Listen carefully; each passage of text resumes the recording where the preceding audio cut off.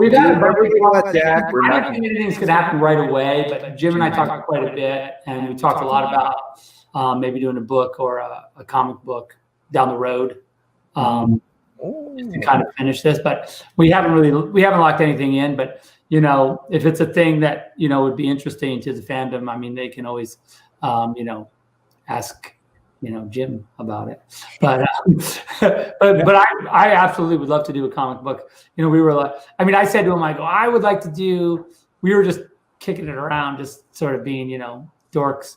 And I said, it'd be cool. Like, I would love to do, because say you're in the post-apocalyptic, world.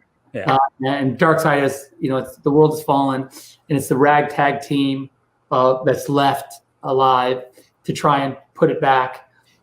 That inside of that story, we would also do the backstory of Joker, killing Robin. Like, that would be the thing that, because if Joker is somehow involved in the, in the stealing of the mother box and using it to create the treadmill, that was, because in my mind it was always Cyborg was going to do the math and figure out this is what we got to do to go back in time to warn Bruce correctly, and so but I always thought that there was the conflict.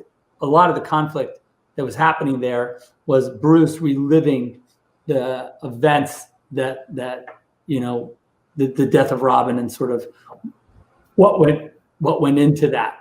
Yeah. And I was like, that'd be a fun comic book, even just the death of Robin. Oh man, in that world, just a nice little one-off little. Yeah.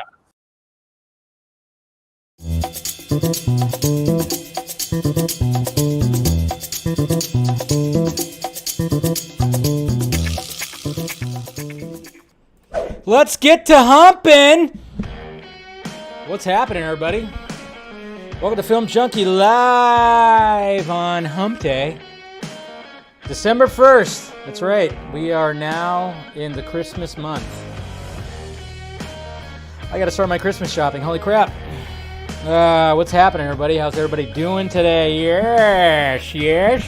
We doing all right out there? How's everybody doing? Hopefully you guys had a good day. Let's get to talking. talk about, hey, we could talk about some numbers and whatnot. We could talk about some numbers from that down there. That's right. As well as jump into the Matrix again and then, talk some Batgirl and some Alec Baldwin, which is not the best thing to talk about, but whatever. It's fine. It's fine. How's everybody doing? Yes. You love the news? What? Oof. Restore that Snyder'S. I'm always late. When am I not? Fashionably late. That's what it is. Hashtag restore that Snyder'S, right? Sheesh. I know, right? What is wrong with me? What's going on, Mr. Tyler? How you doing? Eric Patterson, good to see ya. Hey, Nathan, how you doing? Let's go! Yes, good to see Andre. Yo, what's going on? Hey! So you had the metalhead shirt on, and you got a compliment today. That's right, guys. You want to get yourself a metalhead shirt? Film Junkie Closet, down below. Get it. Going pretty good, Steph. Good to see you. Not too bad of a day. Can't complain.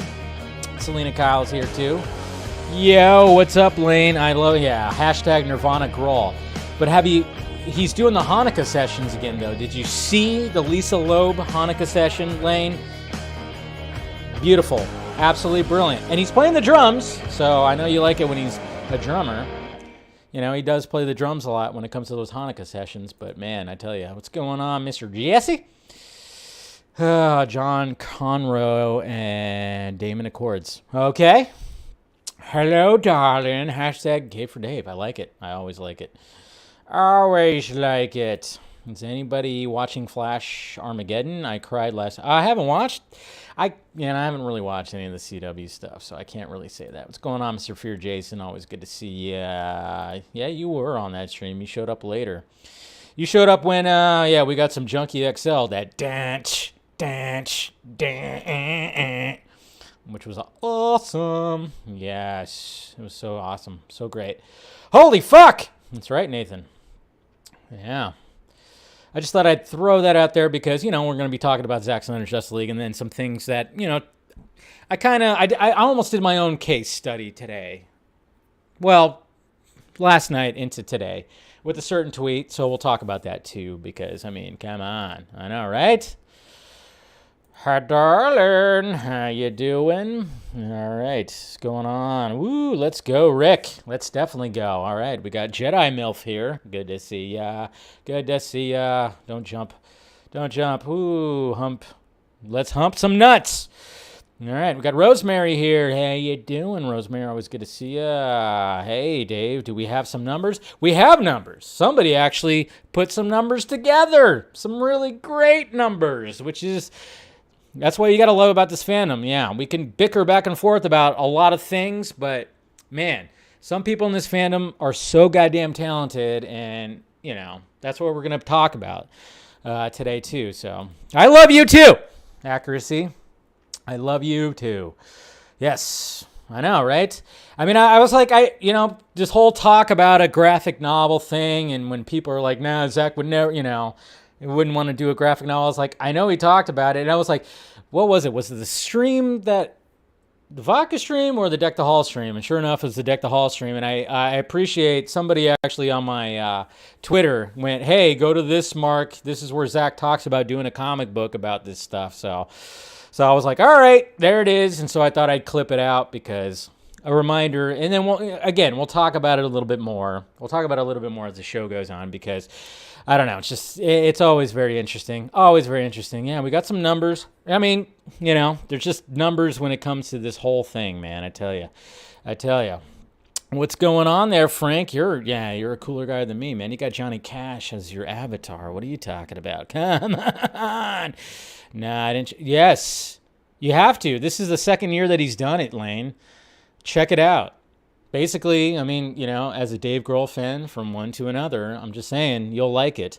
He, with one of his producers who is Jewish, they do covers of songs from Jewish artists, and the first song that they did this year was absolutely fantastic. So check it out, Lane. Check it out. You'll enjoy the shit out of it. It's really great. Yo, what's going on, legend? How you doing? Good to see ya. Hunka. What, Dave?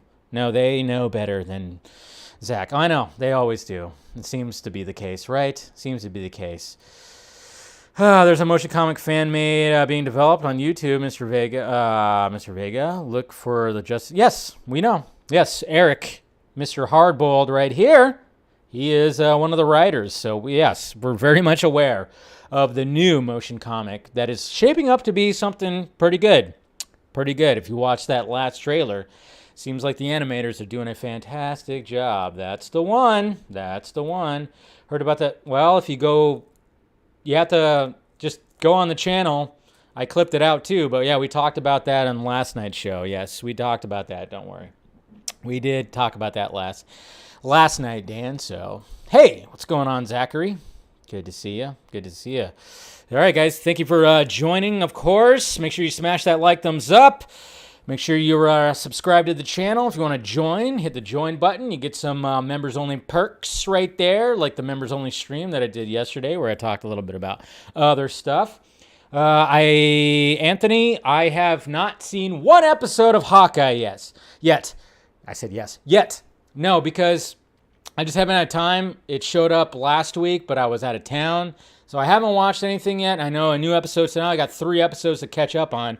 Luckily, though, I'm not going to the movies tomorrow like I usually do, so I'm going to catch up on Hawkeye tomorrow, and I think I'll just do a 3-episode quick review video. You know, I've seen some things on my feed, but other than that, I'm like, all right, so I haven't watched Hawkeye, but tomorrow I'm going to catch up on Hawkeye. And I'll do like a little review because I'm not going to the movies tomorrow because nothing really is coming out as I was seeing. So I'll do that tomorrow. So yeah, I'll watch all 3. Batfleck Boner. That's what I'm talking about. Boing, oing, oing, oing, oing. That's right. Yeah, it's gonna be good. It's decent. That's good. Dave, you see the 3-part beat? I haven't seen that yet either. I have so much to catch up on, man. There's movies that are on Netflix that I have to catch up on too, man. I tell you, it sucks. Resident Evil, yes, that's all. Yeah, go see Resident Evil or your film card. I mean, but is Resident Evil like something that I really desperately need to go see? Is it really, Jacob? Come on. Anybody been watching the? See, I haven't watched that either. I'm so behind on stuff, man. So behind, man. So I thought we were going to get. I thought we were. Yeah, I know, man. I'm sorry, Captain Gator Girl. Okay. Since you said that, yes. We will. You know, whatever you want to see. I mean, I think like one of the theaters that I usually frequent, they're showing old Christmas movies. You want to go see like Christmas Vacation or something like that? We could do that. Don't worry. Okay. I know. I totally forgot. I apologize. Captain Gator Girl. I do apologize. So, yep. How many of us? Yeah, we'll talk about that because that's on my Twitter feed. So, yes. Okay, good. That's what I've heard mainly that Hawkeye is good. So I'm actually kind of like going, all right. I mean, and you guys know I crush on Haley Steinfeld. I mean, my God. I've always said that girl, she is cute and adorable, but then all of a sudden, and you're kind of going like, oh, look at that. She's so cute and adorable. And then all of a sudden she does a photo shoot where it's just like, oh, you're a fucking woman. And my God, are you a woman? Jesus Christ. She has like 2 sides. She's a Dr. Jekyll and Miss Hyde kind of thing, man. Jeez. She just goes like, yeah, I can be cute and adorable. And then all of a sudden I could just do a photo shoot where, bam, it's like, wow. Yeah. So obviously, you know, I like Jeremy Renner. I've been, you know, Jeremy Renner's been around for a bit. I don't know if you guys remember National Lampoon's Senior Trip. Yeah, that's the first time I got acquainted with Jeremy Renner. That was just a movie that came out in the late 90s, early 2000s. I can't even remember the year.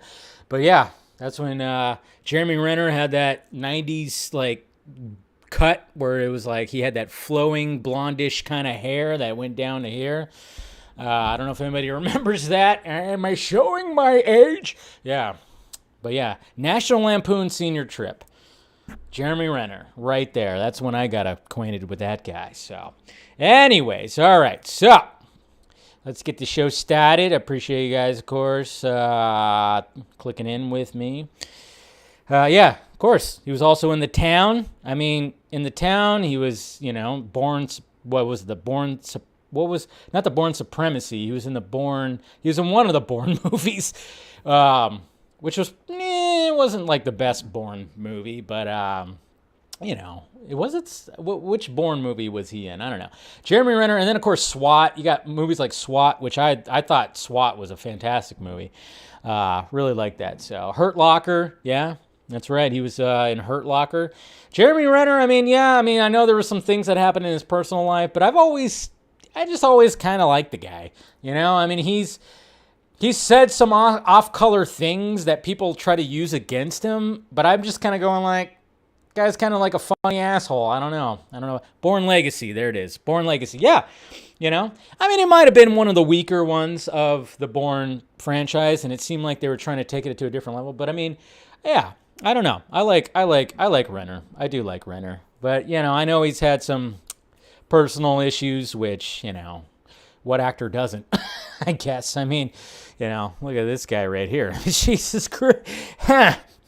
Anyways, so, yeah, no. I'm not saying that Bourne Legacy was bad. I was just saying it was kind of like the weaker one of the bunch because it was just one of those movies where they were like, all right, Matt Damon is going to move on, so let's try to steer it a different direction with somebody different. And, yeah, that works, but at the same time, it's like it's kind of hard to do that.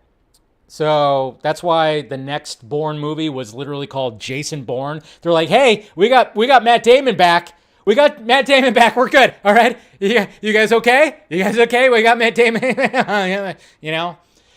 It's always interesting when studios try to continue a franchise.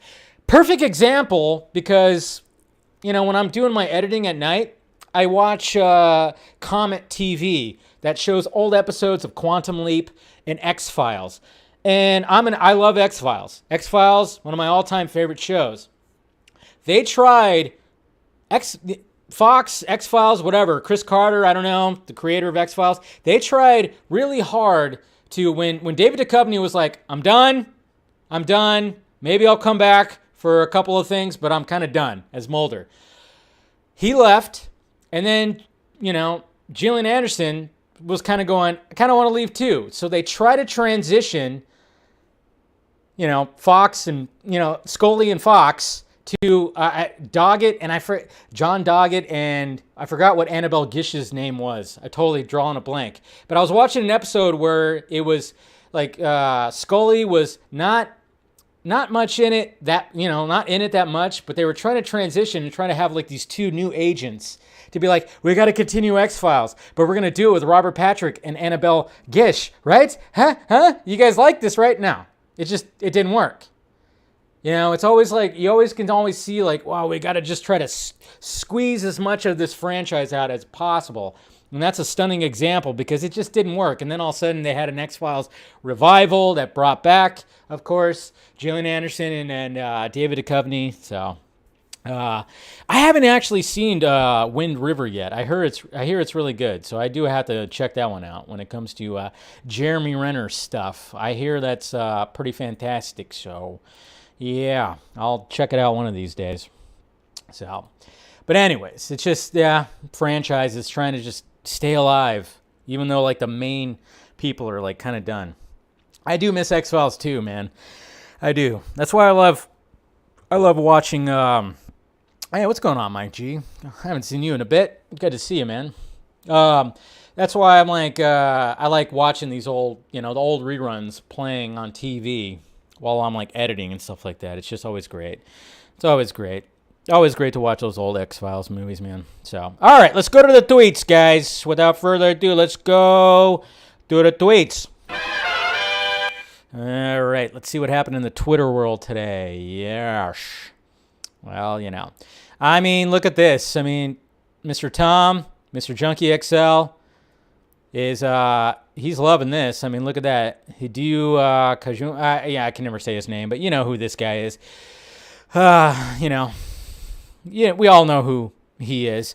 apparently tweeted out this, and now, yeah, Tom is like, whoa, look at that. Look at that. And yeah, he tweeted something else earlier that I'll get to. So we'll do all that. But yeah, let's talk about this a little bit, though. Let's talk about this a little bit, guys, because, I mean, I stirred up a little bit of controversy, obviously, when it comes to the whole graphic novel thing. I mean, you guys, okay. I mean, obviously, I'm 100. I would, in a perfect world, in a perfect situation, in some multiverse, some Earth out there, after, this whole thing just kept on going.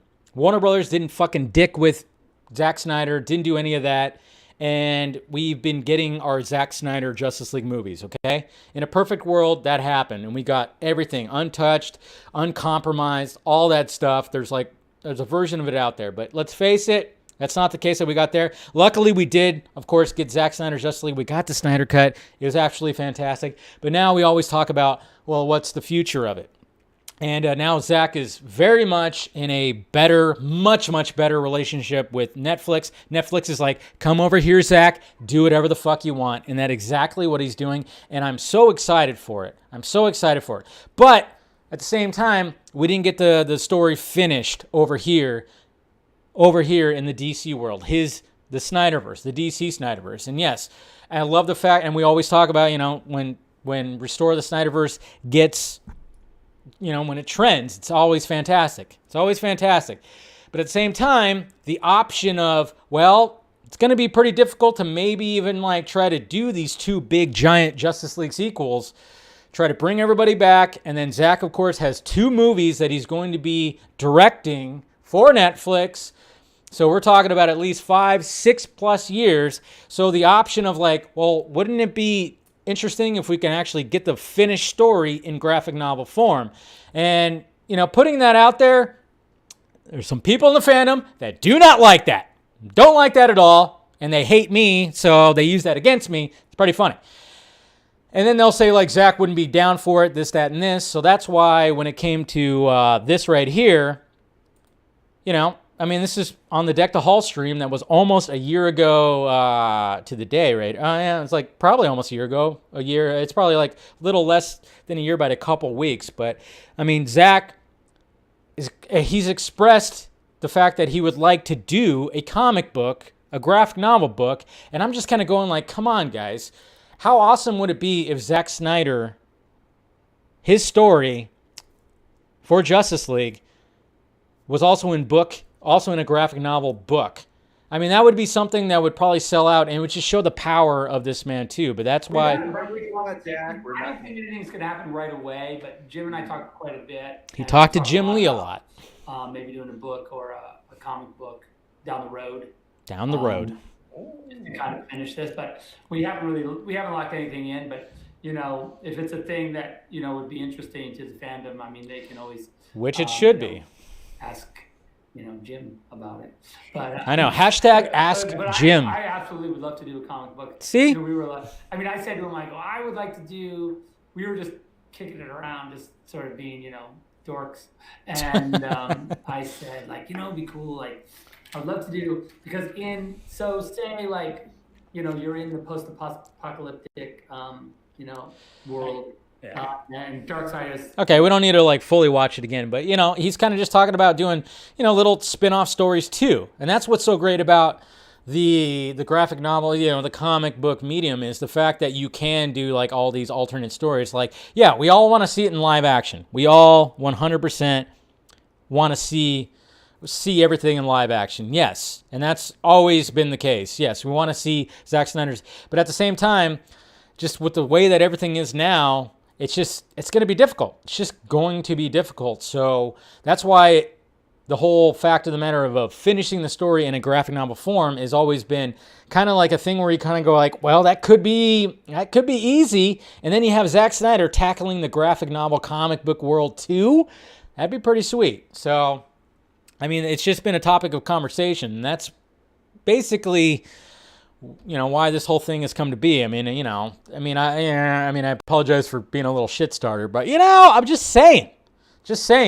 While the man is building universes over at Netflix, if he wants, finish the universe over here, if the easiest way to do it in the way that we can actually see that, just in case that we can't see the movies, we don't see the sequels, we can still see how the story would have ended. We could still see what that fucking hidden whiteboard, that whiteboard storyboard that we have not seen yet, we could see how that finishes, It's just an option.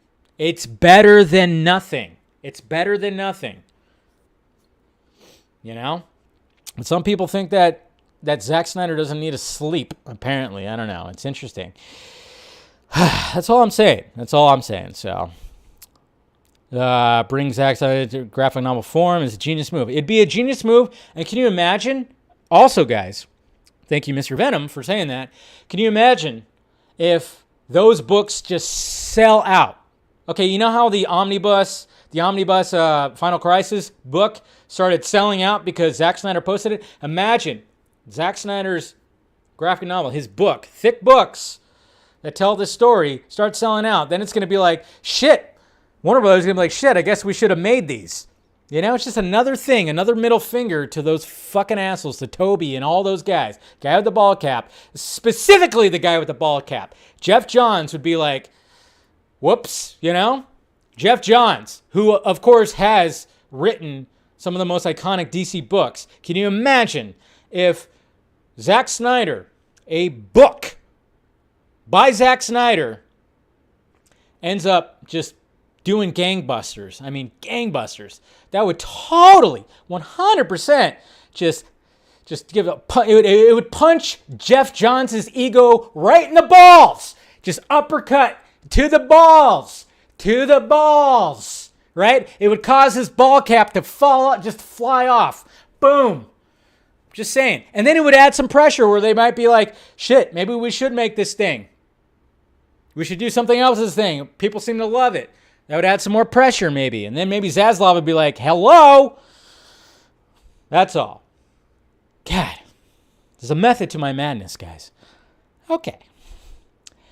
So I guess The Witcher Season 2 premiere was happening right now. And, of course, Henry Cavill is looking like a stud. Big time. With his co-stars right there, who also look very beautiful as well. But, yeah, this is all happening. And you can see he's excited. He's like us, man. That's what I love about Cavill. He's such a big dork. He's such a big dork like us. Just a big dork.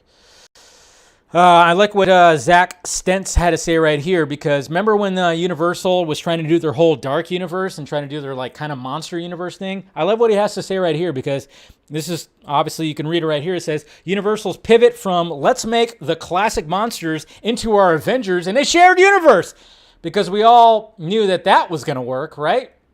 To let's give the characters to interesting filmmakers and see what the hell happens was generally a smart move. Okay? I love that. And this is what's, obviously talking about the Nick Cage Dracula Renfield movie with Nicholas Hoult too. And I totally 100% agree. When you try to cut, what Marvel's doing, let Marvel do their thing. It's not always going to translate everywhere else. And that's what Universal tried to do with their whole dark universe. It didn't work. It did not work. So, hey, guess what? You had this Invisible Man movie that came out from Blumhouse and Lee Winnell, and it was absolutely fantastic. So, hey, why don't you just let these filmmakers do things with this monster universe, this dark universe? So I totally agree. And holy shit, guys, watch out. Breaking. Spider-Man fight against Green Goblin will contain strong violence, and Peter will use his fist. What? You mean a fight scene is going to have fists involved? Whoa, shit. Jesus Christ. I'm trying to remember. Have we not seen Tom Holland's Spider-Man punch anybody? Is that what's been happening here? Are we really just like, oh my God, he's going to use his fist? Yeah, MCU. I don't know. I just kind of thought that was funny. Like, whoa, my God. He's going to use his fists. as opposed to kicking people. I don't know. Watch out. Jeez. I don't know what's going on with that, but I just found that funny. Like, really? He's going to use his fists? Watch out. And apparently the global premiere of Guillermo del Toro's Nightmare Alley happened tonight, and here's the international poster. I'm looking forward to this movie. I mean, come on. That's some fucking star power right there. Star power. Of course, Ron Perlman's in it. Willem Dafoe, Richard Jenkins. It is a star-studded cast. It really is. Really looking forward to it. And, of course, it's Del Toro, so you know the visuals are going to be absolutely stunning. Can't wait to see it.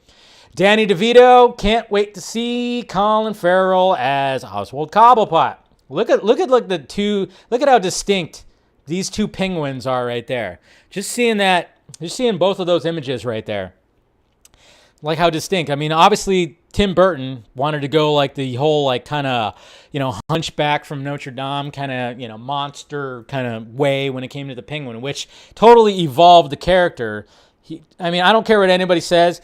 I mean, Batman Returns might have its issues. It's not my full-on favorite Batman. I still enjoy it, though. But what Burton did when it came to the Penguin, he totally evolved that character. And, of course, Matt Reeves is going for more of the he's going to go for the mobster Penguin, who's just kind of disfigured. So, just so crazy.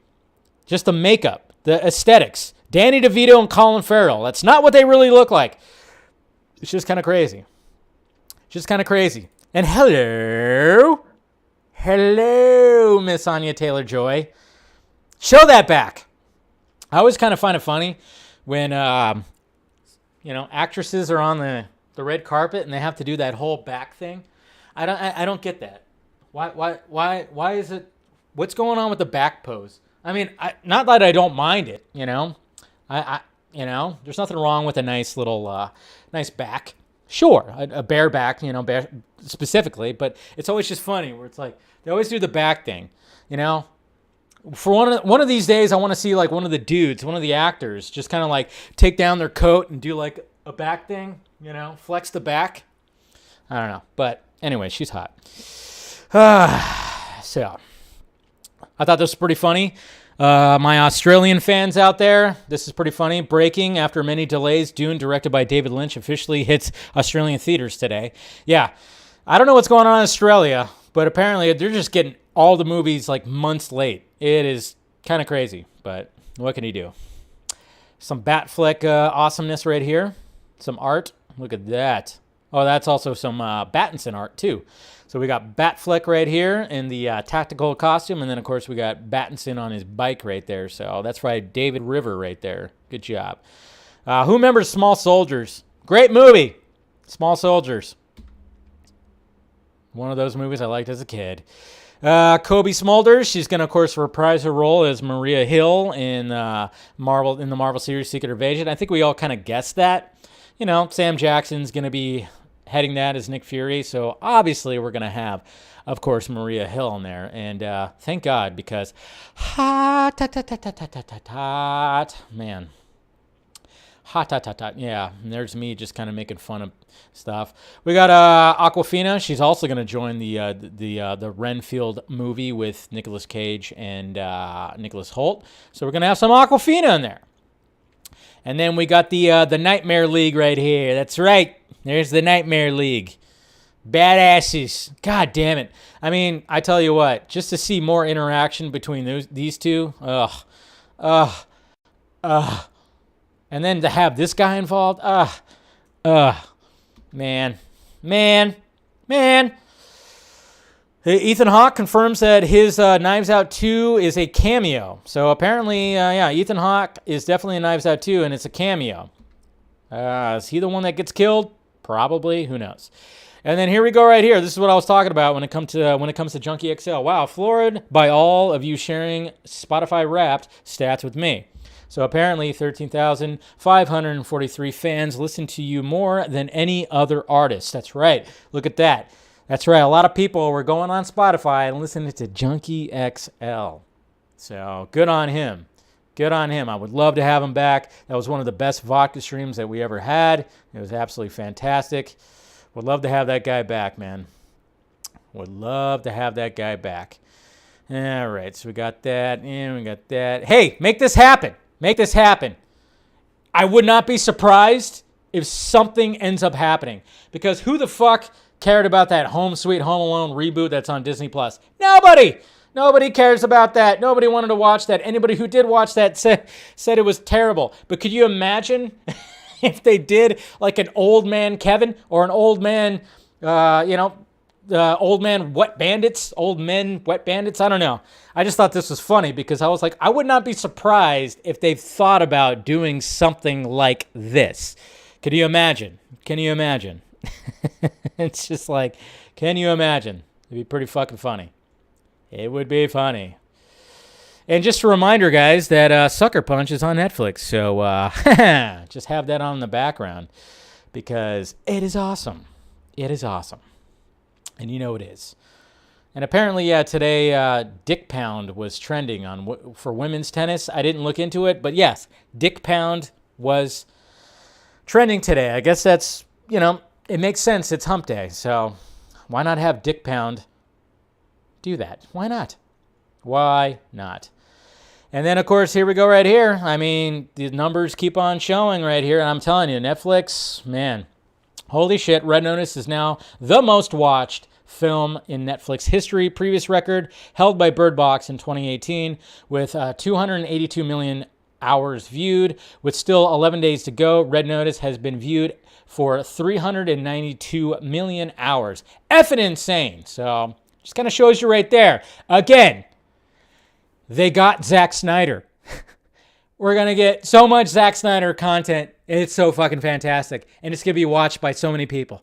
It's just absolutely fantastic. Netflix is just, it's killing it when it comes to these new blockbuster movies.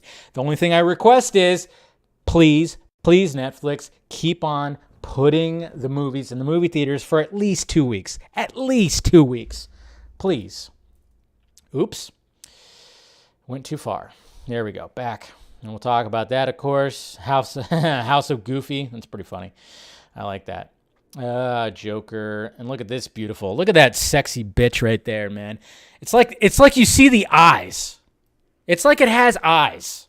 This Batmobile has eyes. My God. That is a beautiful shot of the Batmobile right there. The best Batmobile. Cinematically. The best cinematic Batmobile, of course. I would agree. Man, that is just such a beautiful shot. Such a beautiful shot. Gotta love it. And speaking of X-Files, see? That's right. They're promoting vodka. I gotta get Fox Mulder and Scully, Dana Scully, on the vodka stream because obviously they're fans. They're fans of vodka, so somehow that can happen. Maybe it will. But yeah, this is where it kind of started right here, guys, because tweeted out. A lot of people have been tweeting out this video right here, like what opinion is going to have this happen to you? And this is where I tweeted out, I'm okay with JL 2 and 3 being a graphic novel. And of course, some people just took it as that's what I want. I'm rooting for that over movies, which is kind of funny because the people who do that, they just have a hate boner for me.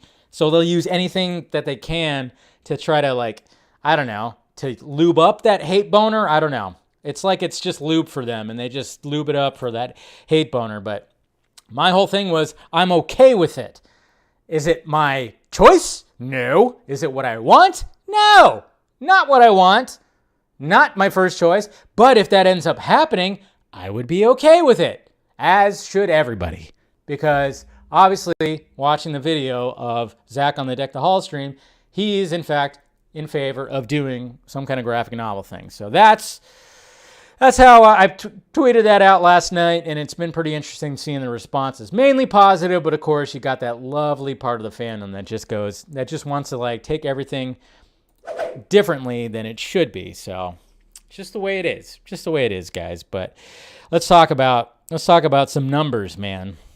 Let's talk about some good numbers right here. So Zack Snyder's Justice League. So we have this new this website right here, which is homebrewAgency.com, projects, case study, Zack Snyder's Justice League. So homebrew right here. So, all right, let's start from the very beginning right here. It's a very well done website. First off, we have a reel right here. Oh. Since 2017, fans have been clamoring for Zack Snyder's vision of Justice League. As an extension of the HBO Max team, Homebrew developed a social marketing campaign focused on community management and epic creative honoring Zack's vision, ultimately delighting fans and breaking social campaign records. Look at all that. My lord, this world won't fall like all the others. We focused primarily on Twitter to serve the always-on fan base, while we used Facebook and Instagram to reach mainstream audiences. We created rollout strategies for the film accounts and partners to build a unified ecosystem. Most of all, we activated the fans. Oh, activate. Happy birthday, Mr. Zack Snyder. Happy birthday. Happy birthday, Zack. Happy birthday. We engaged directly with audiences to boost conversation while actively listening to adjust our strategy in real time, including converting top-performing creative into paid media opportunities. Our massive social campaign earned over 34 billion impressions. 34 billion! To make Zack Snyder's Justice League a tremendous success for HBO Max. I don't care how many demons he's fought and how many hells. He's never fought us united.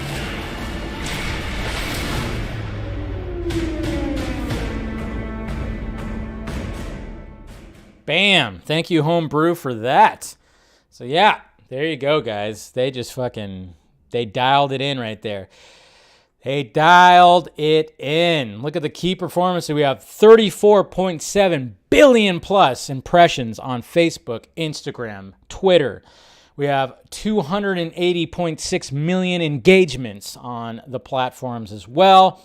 12.2 million social conversion volume on Instagram and, of course, Twitter. And then 1.5 million unique social accounts right there. 1.5.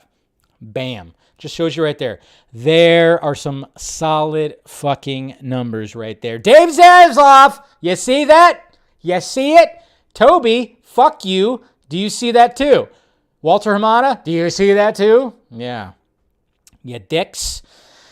734,851 fans gain. That's right, a 14% follower growth right there. Right there. Community management right there, especially key in the early days of this campaign.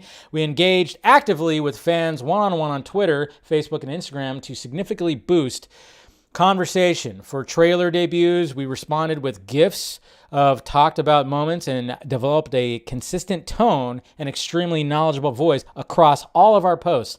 During the digital red carpet premiere, hey, I was kind of part of that. We had hand-selected fan tweets to showcase on the live simulcast, focusing on diversity of voices and represented the global community.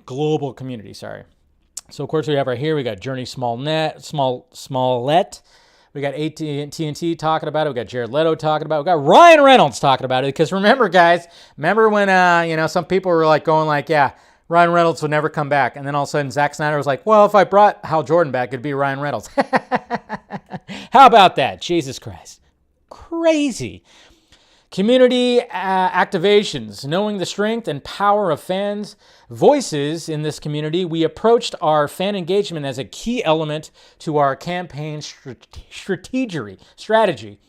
By developing personal relationships with individual followers, influencers, and moderators on Reddit, Discord, and Twitter, we activated fans organically by seeding content via DMs and challenging them to dissect our content for larger payoffs. Yeah, I remember the whole puzzle piece thing. There's a lot of things right here. Good stuff. That's what's her name right there. Oh no, this is when they were saying happy birthday to Zach. Happy birthday, Zack. Happy birthday. Happy birthday. A lot of people that we recognize right here. Have the best day ever. Happy birthday, man. Happy birthday, Zack Snyder. Happy birthday, Zack. You have a fabulous day. Happy birthday, Zack. I hope you have a wonderful day surrounded by your family and loved ones. March babies are the best. Happy birthday. Happy birthday, brother. We love you. Very happy birthday. Much life, more blessings, and thank you for everything you do. Have a great one. There you go. Recognize a lot of those heads right there. That's for sure. Social media listening and reports. Every day we actively listen across groups in Reddit, Discord, and Twitter, and followed influential voices.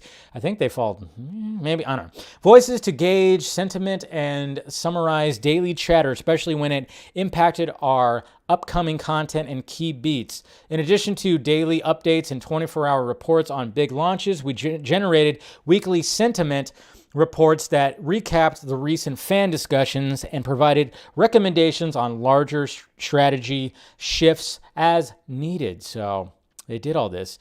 With our primary audience on Twitter, we focus on regularly engaging with fans on this platform, optimizing the Snyder Cut's presence with GIFs and other shareable content. Our Facebook and Instagram accounts targeted more mainstream audiences. In addition, we developed Instagram story streams that encouraged interactivity and UGC. Finally, we launched a Vero page to own exclusive content windows servicing the hardcore Zack Snyder fan base and their active Snyder Cut community on the platform. Just all over the place. These guys were working 24/7. Paid media strategy. As a close partner to HBO Max, we planned paid asset rollouts and coordinated with their media agency and publishing partners, including Twitch, Snapchat, and Twitter. In tandem with the organic content schedule, we converted top-performing creative for paid assets to draw in a larger audience. Owned channel amplification. For key beats and big content debuts, we built tease and release strategies for primary partners in addition to the film's accounts, aiming to compound visibility across the owned ecosystem. We wrote copy planned rollouts for the HBO Max brand, HBO Max's international accounts, talent, DC Comics, and Zack Snyder. As a result, 82% of views on the first trailer within 1 week were driven organically. So there you go. Fans first! All this stuff. Remember the Ryan Choi letter right here? That was pretty good. Some good marketing stuff right there that they did. The heroes. Of course, all the different trailers and whatnot. Man, the little character trailers, vision, all of that. Just a lot of good stuff on here. But like I said, it just kind of shows you how big this thing was. Okay? HBO Max, Warner Media, Warner Brothers, sadly don't want to give official numbers. Well, fuck them. We got this right here. Thank you, Homebrew, for doing this, man. Just awesome stuff right there. Just awesome stuff. It's great to see that. Just great. Absolutely fantastic to see that. Absolutely fantastic to see that. Just shows how big this thing could be. How big it is. And how they dropped the ball. They dropped the ball because it's like, yeah, I mean, you could have sequels. You could. And that's why I'm just kind of going like, all right, now that Zack is busy over there, I mean, Jim Lee, DC Comics, if you want to actually continue the story like that, and then that maybe push some live action stuff. I don't know. Yeah, like I said, when it comes to the old details of that, it's very, very much up in the air. I mean, we want to have hope. We want to see the Justice League sequels. We want to see all that in live action. But hey, if that's going to be, there's going to be a lot of time that would have to take to put together. I know some people out there think it could just happen in an instant. And like, oh yeah, if they announce it today, it'll be out next year. No, that's not how it works. Some people just don't know how the movie business works, especially when it comes to giant movies like this.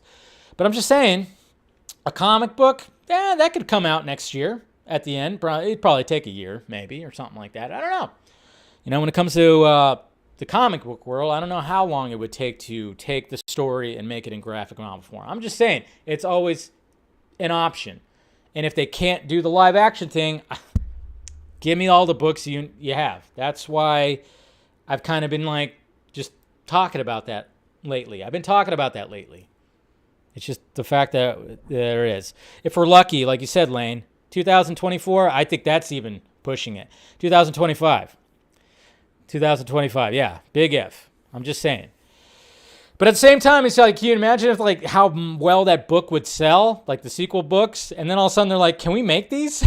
And then they try to make them. And then maybe they bring in Zack back after he's already done, Planet of the Dead and Rebel Moon. You know, but we can't forget though that, you know, and some people tend to forget because they're not actually, I don't think they're actually Zack Snyder fans or Zack Snyder DC fans. It's like, you guys realize that, you know, Planet of the Dead's going to be coming out. There's probably still going to be more movies in the Army universe. We still got the Norse God universe that who knows might be tying into something because there's some kind of correlation that might be happening with, you know, the safes and some Norse god stuff, you know, that we've seen. And then we got Rebel Moon. Rebel Moon is not going to just be a one-off, okay? That's going to be a whole fucking universe, okay? There's definitely going to be sequels. I would not be surprised if Zack has a written out story of a trilogy for Rebel Moon, at least a trilogy. So that's what makes everything kind of difficult and everything like that. And I know some people think he just shouldn't sleep and just work on everything, but it's not going to be the case. It's just not going to be the case. So that's why I'm like, hey, in the meantime, can we put the story in graphic novel form? That doesn't hurt anybody. That way he could be like, yeah, I can do a little bit of that. Look at some of the stuff. I trust Jim Lee or whoever wants to do the whole thing. Put it right there while he continues to build universes over here. Original. That's my whole thing. That's my whole gripe. And that's why I kind of, you know, do these kind of case studies. That's why I kind of do my own kind of case studies like on Twitter where, yes, certain parts of the fandom do not like what I have to say because they just want to see the live action. And I'm like, okay, but that might not be the case. But whatever the fact, the numbers were great. Everything was great. If you look on that site, go to the site. It's been tweeted all over. And it's all just looking fantastic. I mean, it was a huge success no matter what people say. There are always going to be people that push back against it. They're going to use Samba TV numbers, but fuck those numbers because it's only smart TVs that it's registering, you know. But then, you know, it does measure some things, but it's not the best measurement. When you look at what these guys did over here with the homebrew, I mean, they just broke down so many different things, and there was so much engagement, so much social media engagement, and that's what you want to see. And you better believe that David Zaslav was like, seriously, Toby, you're not for this? You're fired. You're fired. He's not going to turn into Trump, hopefully, but you know, just good stuff. Anyways. You just love to see it. You love to fucking see it, guys. You love to see it. All right. Let's talk about The Matrix. Let's go back into The Matrix because we got a new trailer that came out today, guys. It's called the Deja Vu trailer. And it's absolutely fantastic. Hopefully you guys saw it, but here it is right here. So here's the trailer right here. And the opening of this trailer is absolutely fantastic. Kitty cat. It was usually a glitch in the Matrix. So look at the transitions. Look at those transitions. The way they swipe it like that. Look at that. I love that. I love this.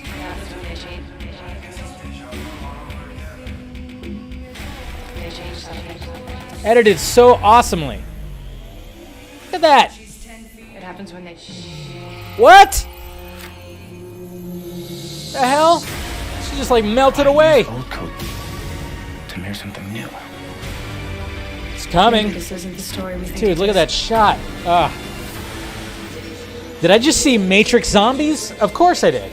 Okay, let's break this down a little bit. So first off, we see the cat, which I always was kind of like, you know, that the whole scene when they talk about deja vu and he sees the same cat twice. It was like, is that really deja vu? You know, it's up for debate. But it represents that they changed something. So obviously we're seeing shots. I love this. That's where we're going to, you know, the swipe from the first Matrix to Matrix Resurrections right here. Pretty awesome. So we're going to see Neo wake up again, obviously. Pretty interesting. I love that shot right there. Look at that. Look at that shot right there. That is interesting. Looks like his pod is bigger. See, look at that. Look at that. Look at that. Look at that beautiful. I mean, obviously the Wachowskis knew exactly what they were doing. I mean, obviously this is a transition from the first Matrix to the second Matrix of Morpheus doing his leap, his superhero leap up into the air. So fantastic. And just the way that they do all this. Swiping it all and just kind of like everything, just kind of look at everybody's doing their little flippy floppies, the mouth thing. Yeah. What? Morpheus is an agent? Is that Yaya? What? What's happening there? Look at that, the fists, just everything, just the parallels. We love parallels, right? But look at this right here, the Merovingian. The Merovingian. What happened to him? Well, look at that. He's a bum. He's now a bum. Look at this. Look at that. What? The Merovingian, what happened to him? That's going to be interesting to see what happens. Apparently he turned into some kind of bum in the Matrix. We got that right there. Morpheus, more faces, look it, there's the agent dude. What's his name? Groff. God, man, he's like, who? You better believe he's like a version of Agent Smith. When she's 10 feet, it happens when... And then she just melts away like that. That's sad. And then we got something going on right here, which of course is just jacking back into the Matrix. So this guy right here is kind of like, one of the operators, I guess you could say. It looks like, if you look at his, he's got a robotic arm. He's got some, he's got some robotic implants happening going on right here, obviously with his vision and probably his hearing. Maybe got all fucked up by the machines. So, cool. Change. That's old code to mirror something new. Break it down. Look at that shot. Look at that shot. That looks fucking beautiful. So we're going to get some machines, like kind of fighting machines here? I don't know. That's like a battlefield right there. Boom. Another freeway scene. Look at that. Matrix zombies, guys. Matrix zombies. I like it. All their eyes have the Matrix going on in them. This movie's going to be fucking insane. So excited for it. That's right. The Matrix. Deja vu. Tickets are on sale Monday, so this following Monday, make sure you get your tickets right there. So, actually, from the fact that he knows how much crap. Oh, they were talking about something else, but yeah, dude, this just looks so good. It looks so good. I'm so excited. Yeah, this movie's gonna be insane. Can't wait for it. Can't wait for it. But man, that trailer was like. That's all I need. That's all I need. Stop showing me stuff, okay? Yeah, there's some stuff in there, like the Merovingian. It's like, oh, yeah, I didn't know he was going to be in it. Now we know. And apparently things didn't go well with him. I wonder if Monica Bellucci, is she going to be in there too? She's hot. Anyways, but we'll see. But that looks absolutely fantastic. Cannot wait. Get red-pilled, motherfuckers. That's right. Okay. Batgirl. All right, so... we have some, not really, well, I guess you could say set images from Batgirl that kind of shows that, yeah, this is definitely in probably the same universe as, well, The Flash. Okay? Let's see. Here we go. So look at the logos right here. So we got these logos that look pretty similar to the ones we saw in Flash. Seems like they're using the similar logos right there. So, and as you see from Batgirl Film News, Batgirl composer Natalie Holt shared a photo on set showing a very similar GCPD logo that we've seen in the Flash film. So they're very much still trying to keep up with this and connect it and all that stuff. And again, I mean, it just seems like Ben will probably show up in this small role again, which I'm totally fine with. I'm like, all right, cool. It just kind of just shows you that, yes, it's still all very much connected. We know that J.K. Simmons is going to be in here, so why not Ben? I want to see so much. I just want to see more interaction between Gordon and Batman. That's what I really want to see, because we saw a little bit of that, of course, in Justice League. I just want to see more of that. I just want to see more of that, and hopefully we get more of that. Who knows if we will. If they'll share scenes together. Hopefully they will. But it just seems like more and more that we're just going to have some Batfleck in the Batgirl movie. So, man, it's just if only like Ben just goes, you know what, I'm having fun. Let's do my series movie, whatever the fuck. For a bit there, I was hearing that it was going to be a 2-part thing. That was about it. Like they were going to take his script and just make a 2-part event that was going to happen. That's what I was hearing from my sources, but doesn't sound like that panning out. Like that's what they wanted. Like that's what was going to be the case. But who knows? I don't know. Obviously, I'd like more and more. I'd want it to be a longer miniseries. But I mean, obviously, what we heard yesterday when Joe Mang said he kind of, just left Deathstroke behind him. He just realizes that's not going to happen. But it's just like, come on, Ben, just have some fun with this. J-Lo, if you're out there, just tell your boy that you want to see him do this. Please. That's all we ask. Just show that. So we'll see. I don't know. Maybe Ben will have some fun. Had some fun on The Flash, had some fun on Batgirl, and then all of a sudden he'll be like, you know what? I want to do my script. I still have it. It's right here. Let's do it. Fingers crossed, guys. Fingers crossed, okay? I just want to see that beautiful chin as much as I can in the Bat-Cowl. That's right. So, oops, wrong stream. All right. So, and then the last thing let's talk about is, well, Alec Baldwin. So, apparently Alec Baldwin's going to sit with, I think, ABC, right? Mr. What's his name? So this is going to be with ABC News, and here it is right here. And he's actually going to speak out about it. And here's a little promo about it, because obviously we know with that, the movie that he was making I think it was called Rust, right? Where the cinematographer got shot and killed, and the second unit director got injured because there was a live round in the revolver that apparently he was shooting. So here's a little promo right here. It's pretty interesting. Such a bad situation. She was someone who was loved by everyone who worked with and liked by everyone who worked with and admired. You described it as a 1 in a trillion shot, and the gun was in your hand. How do you come to terms with that? It wasn't in the script for the trigger to be pulled. Well, the trigger wasn't pulled. I didn't pull the trigger. So you never pulled. So that's interesting. No. What did you think happened? Alec Baldwin, Unscripted. They always make it so fucking dramatic. That's why it's like sometimes it's hard to take it seriously. And, a lot of people go like, fake tears, he's an actor, fake tears. That's what kind of sucks about nowadays is like everybody just thinks everybody's acting. And it's like, is he acting? Is he not? What's happening with it? I mean, it's all a bad situation. It's all a very, very bad situation. It's a tragic situation, and open the eyes to a lot of people. And when it comes to the way that firearms or fake firearms, whatever the hell, which is, it's always weird to me. Like, it's like, how do you have real firearms on set? Especially with technology nowadays. I have airsoft guns that literally you put air in it and it kicks back and everything. It looks real as shit. I think I even, in a lot of movie sets use those kind of airsoft guns to get that realism, because that's what airsoft does. They try to make it as real as possible.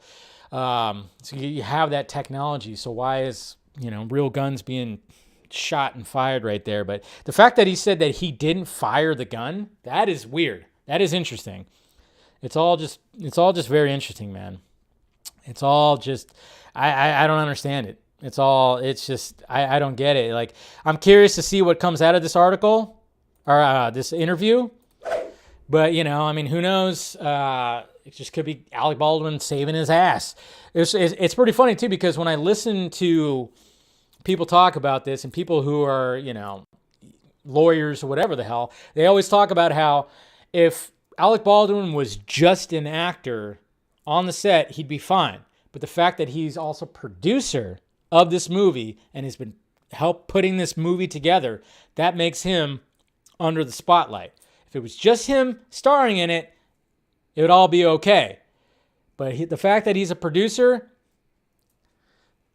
that's why the fucking spotlight is all on him, man. So it's going to be interesting to see how this interview plays out and what they talk about. And then Are those real tears? Are they not? I don't know. Everybody thinks everybody's fake crying now. I don't know. That's what sucks about nowadays. It's just everybody just goes, fake. It's fake. It's fake crying. But it's like, maybe he was. I don't know. Who knows, man? Nah, the magic bullet situation. I mean, Jesus Christ. I mean, especially after how many? I mean, it's been like, what, 2 decades? 2 decades? Almost 3, I would say. Yeah. Since The Crow came out and Brandon Lee got killed on set.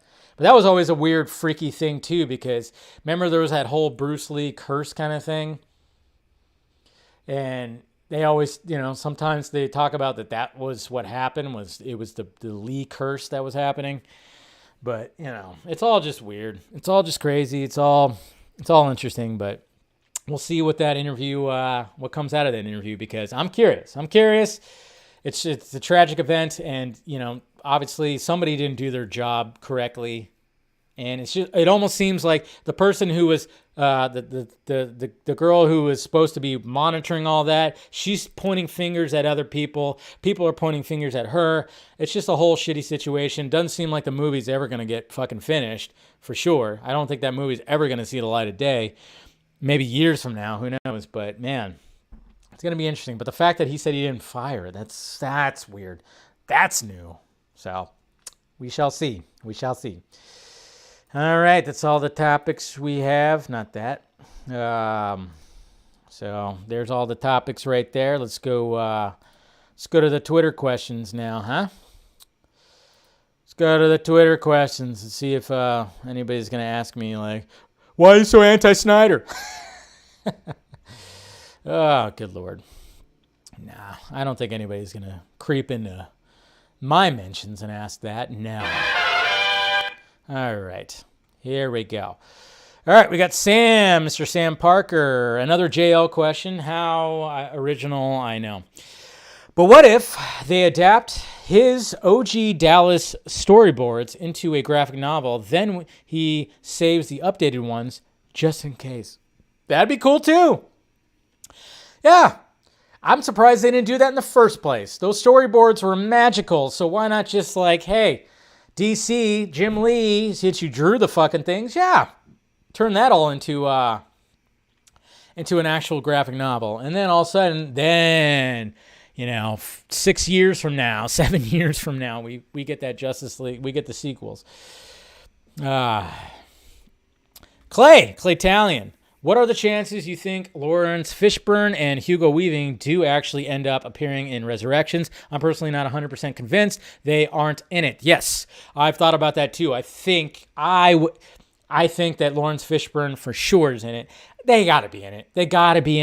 Even if it's only for a brief time. This movie's going to be such a big meta mind fuck that I think they're going to definitely show in it.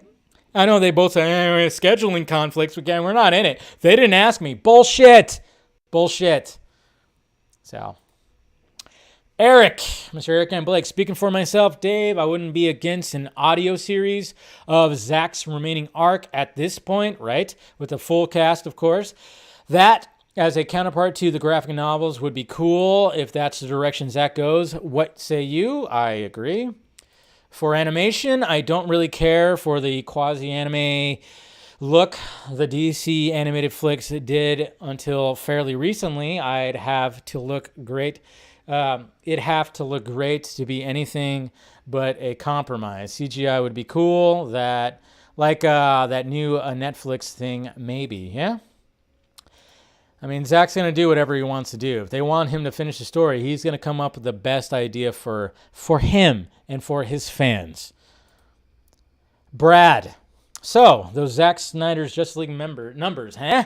Also, with guys like Donnie Yen and Scott Adkins in John Wick 4, who would you want to see come aboard the series in John Wick 5? Jackie Chan.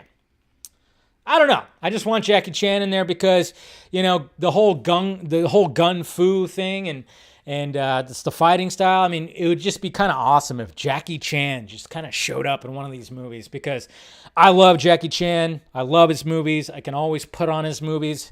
The fight choreography in his movies were just revolutionary, just so fantastic. So I would not mind seeing Jackie Chan or something, Jackie Chan showing up in a John Wick movie. That'd be pretty damn sweet, I think. Not like, obviously he's he's kind of an old man now. He could still do some things, but not quite the things that he would do. Or Zach. Why not? Have Zach show up too. Cooper Knox. Inbound Warner Brothers article to distract people from these big ass numbers in 3, 2. I know. If there's something that shows up from Variety or tomorrow or THR, that'd be insane.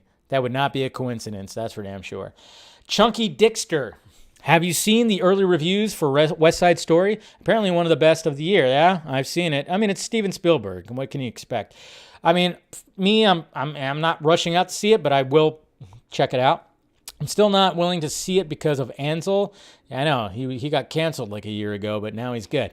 But also, on the other hand, Steven Spielberg and Rachel Zegler, yeah. I don't know. I'm torn. What do you say? I'm not big on musicals. I loved La La Land, though. I will say that. Not really big on musicals. It's not really something I'm like going, I need to rush out to see it. But, I mean, I do love going to the movies, though. Have you been watching Hawkeye? Yeah, we already covered the Hawkeye thing. Mr. Dosset. Yeah, I can never say your name. David Milani. I know who you are. I'd be down for any kind of continuation. The people who did the animation for Arcane would be dope as fuck. Graphic, novel-wise, Alex Ross, Bill Senquite. Yeah, I can't say that name. For the art. Audio adaptation, the people who did Sandman. That'd be sweet. Musical, the Hawkeye people. Yeah. There's so many different mediums out there that if we can't get these two big, giant Justice League sequels, we can get them in other mediums too, because it's all whatever Zack wants.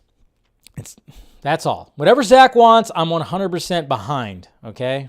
That's what it is. So yesterday I said that I'd give you my top 3 picks. Well, those I'd think most likely to direct Justice League 2 and 3. Here they are. All right. So Patty Jenkins. Ooh, that's controversial because, obviously Wonder Woman 84. Forget Wonder Woman 84, still not seen. Wow, you haven't seen it yet, Mr. Murdoch Wayne. But Patty is a competent director. People, especially some Snyder fans, forget that she and Snyder are friends. True that. She was also my pick to oversee the reshoots on Justice League, not Whedon. Yeah, that would have been pretty sweet. Her comments on Wonder Woman are not great, but could just be PRBS.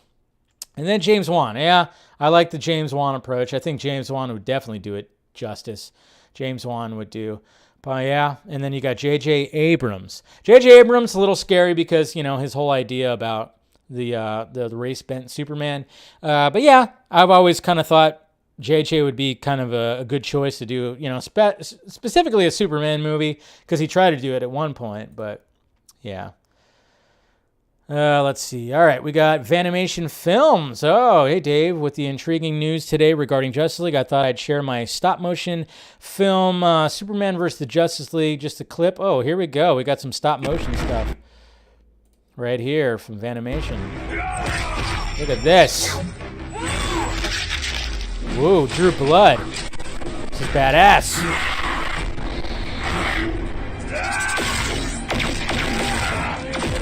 Pretty cool. Yeah, we even got Jon Stewart in there.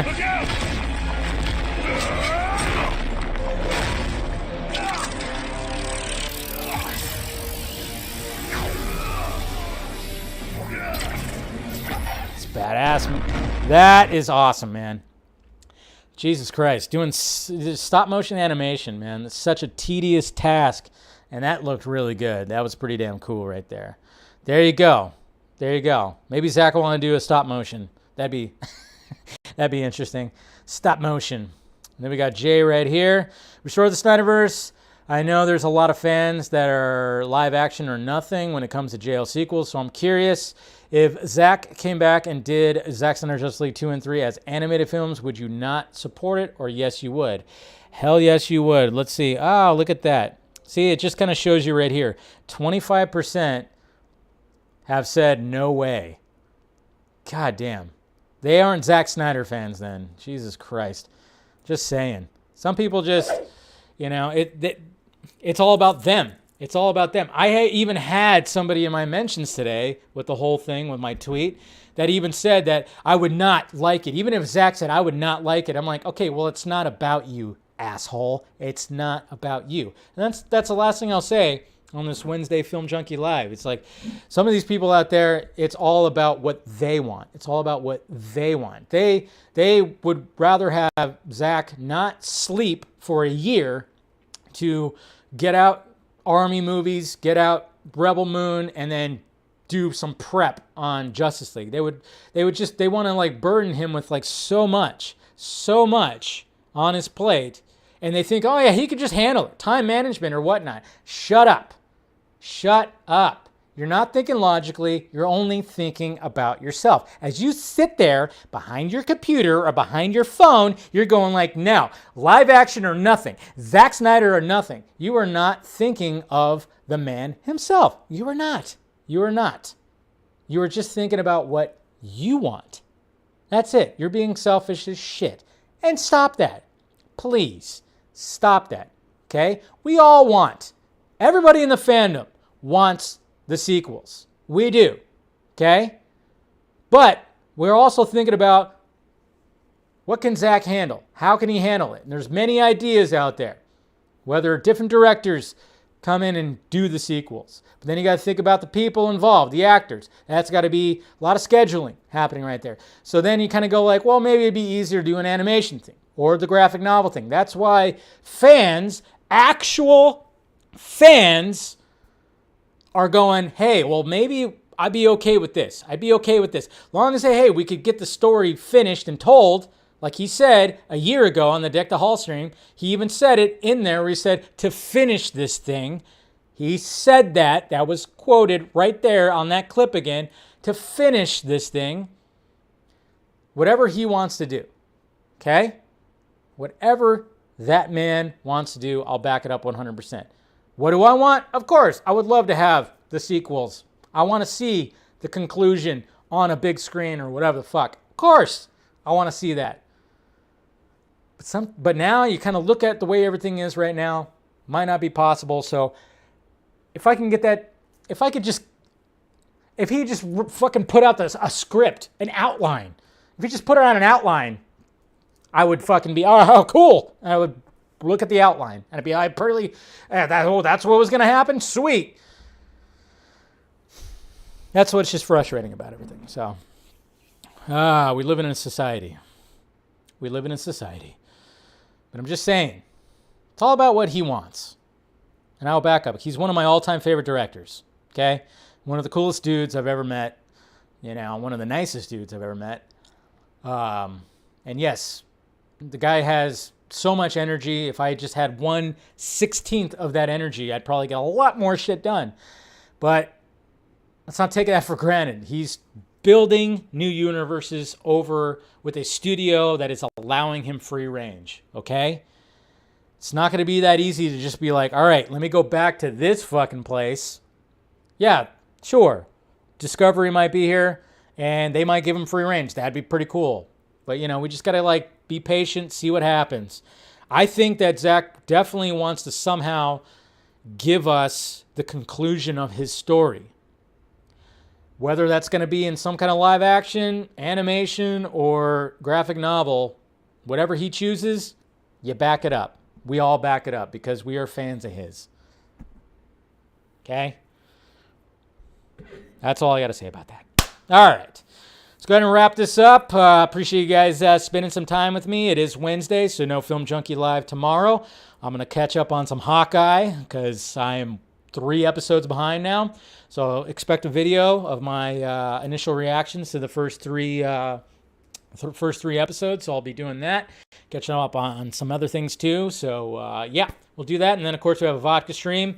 That'll be happening on Friday. We'll get back to all that. Like I said, getting back to the grind and everything. So make sure you tune into that. I pretty much have I have to double check and email, make sure my guest that's showing up is going to be still ready to go. So we'll see what happens with that. Anyways, guys, make sure you smash that like, thumbs up, subscribe to the channel, do all that. If you want to become a member, hit the member button. And Michael, I saw you earlier. You became a member. I appreciate that, sir. And then, of course, we got the Patreon right there. And hopefully, like you patrons, I'll probably be doing a Patreon exclusive audio rant or whatever tomorrow for you guys, which I try to keep on doing. And then, we'll do the Patreon stream as soon as I have a Saturday available. It's just been kind of rough lately, but yeah, do all that. And then, of course, we got merchandise down below in the Film Junkie closet if you want to get some shirts and whatever and whatnots and all that's right there. But anyways, guys, I love you guys. And like I said, keep the hope alive. We're still getting good stuff. We're still getting so much good stuff. There's no doom and gloom, no nothing. We're still getting great stuff. We're getting great content. We're getting all the good stuff. So, all right, guys, talk to you later.